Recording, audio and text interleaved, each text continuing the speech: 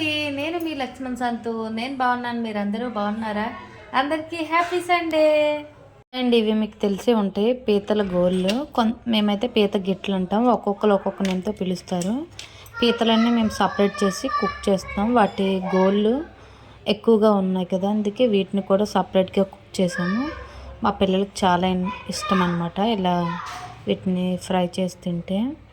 So చాలా బాగుంటాయి ఇవి. మనం ఇలా అమ్ముల దస్తా సహాయంతో వీటిని పగల కొట్టుకొని తింటే భలే టేస్ట్గా ఉంటాయండి, మీకు తెలిసే ఉంటాయి. నెక్స్ట్ ఇవి కానాగడతల ఫ్రై అనమాట. సండే కదా,